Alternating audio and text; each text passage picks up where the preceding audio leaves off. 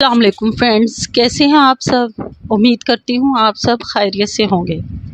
آج ہم جس موضوع پر بات کرنے جا رہے ہیں وہ موضوع ہے شفاعت۔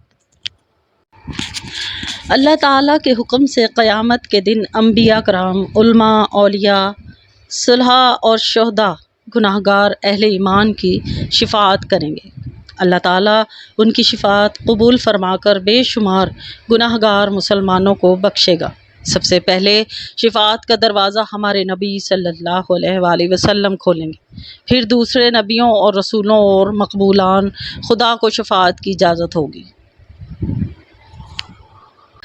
شفاعت برحق ہے اور قرآن پاک اور حدیثوں سے ثابت ہے، جس کا انکار قرآن مجید کی واضح آیتوں اور رسول خدا صلی اللہ علیہ وآلہ وسلم کی بے شمار صحیح حدیثوں کا انکار ہے۔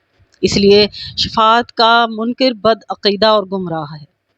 حضور صلی اللہ علیہ وآلہ وسلم ارشاد فرماتے ہیں کہ ہر نبی کو اللہ تعالیٰ نے ایک خاص مقبول دعا عنایت فرمائی ہے۔ سب نے وہ دعا اسی دنیا میں مانگ لی، لیکن میں نے وہ دعا قیامت کے لیے امت کی شفاعت کے لیے محفوظ رکھی ہوئی ہے۔ میری وہ دعائے شفاعت انشاءاللہ ہر صاحب ایمان امتی کو نصیب ہوگی۔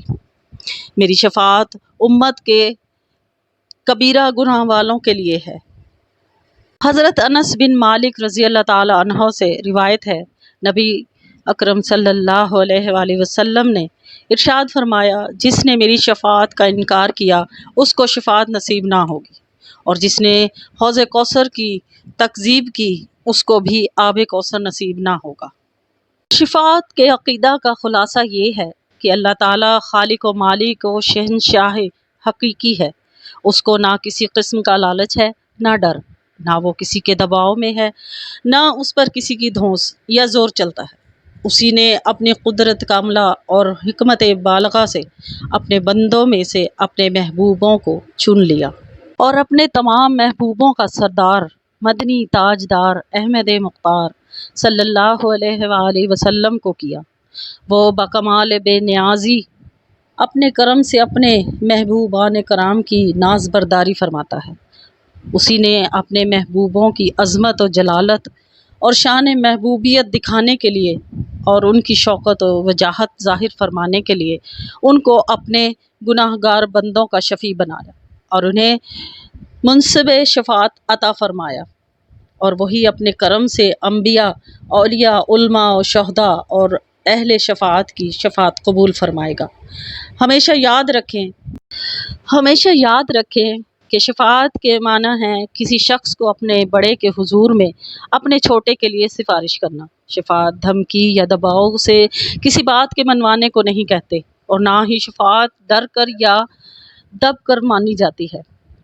ارشاد فرمایا، قیامت کے دن 3 قسم کے لوگ شفاعت کریں گے: انبیاء، علماء اور شہید۔ میری امت سے کوئی ایک گروہ کی، کوئی ایک قبیلہ کی، کوئی ایک خاندان کی اور کوئی صرف ایک آدمی کی شفاعت کرے گا۔ اللہ تعالیٰ ان کی شفاعت قبول فرما کر سب کو جنت میں داخل فرمائے گا۔ میرا ایک امتی ایسا بھی ہے جس کی شفاعت سے بنی تمیم کے افراد کی تعداد سے زیادہ لوگ جنت میں داخل ہوں گے۔ وہ عثمان غنی یا اویس قرنی ہیں۔ تمام انبیاء کرام علیہ السلام اپنی اپنی امت کی شفاعت فرمائیں گے۔ اولیاء کرام، حفاظ، حجاج اور ہر وہ شخص جسے کوئی منصب دینی ملا ہے، کل بروز قیامت اپنے اپنے متعلقین کی شفاعت کریں گے، بلکہ نابالغ بچے جو مر گئے اپنے ماں باپ کی شفاعت کریں گے، بلکہ آتش دوزخ سے نجات پانے والے مسلمان اپنے بھائیوں کی رہائی کے لیے جو آتش دوزخ میں ہوں گے، اللہ تعالیٰ کے حضور شفاعت و سوال میں مبالغہ کریں گے، اور اللہ تعالیٰ سے اذن پا کر مسلمانوں کی کثیر تعداد کو پہچان کر دوزخ سے نکالیں گے۔ حضور اکرم صلی اللہ علیہ وآلہ وسلم کی شفاعت کئی قسم پر ہے۔ شفاعت کبریٰ یعنی حضور اقدس صلی اللہ علیہ وسلم کی وہ شفاعت جو تمام مخلوق، مومنین، کافر، فرمانبردار، نافرمان، موافق و مخالف اور دوست و دشمن سب کے لیے ہوگی، اور وہ انتظار حساب جو سخت جاں گزرا ہوگا، جس کے لیے لوگ تمنائیں کریں گے کہ کاش جہنم میں پھینک دیے جاتے اور اس انتظار سے نجات پاتے۔ اس بلا سے چھٹکارا کافروں کو بھی حضور صلی اللہ علیہ وسلم کی بدولت ملے گا، جس پر اولین و آخرین، مومنین و کافرین، موافقین و مخالفین سب حضور صلی اللہ علیہ وسلم کی حمد کریں گے۔ اس کا نام مقام محمود ہے، اور یہ مرتبہ شفاعت کبریٰ حضور صلی اللہ علیہ وسلم کے خصائص سے ہے۔ بہتوں کو بلا حساب جنت میں داخل فرمائیں گے۔ بتیرے وہ ہوں گے جو مستحق جہنم ہو چکے، ان کو جہنم میں جانے سے روکیں گے۔ بعضوں کی شفاعت فرما کر جہنم سے نکالیں گے، بعضوں کے درجات بلند فرمائیں گے، بعضوں سے تخفیف عذاب فرمائیں گے۔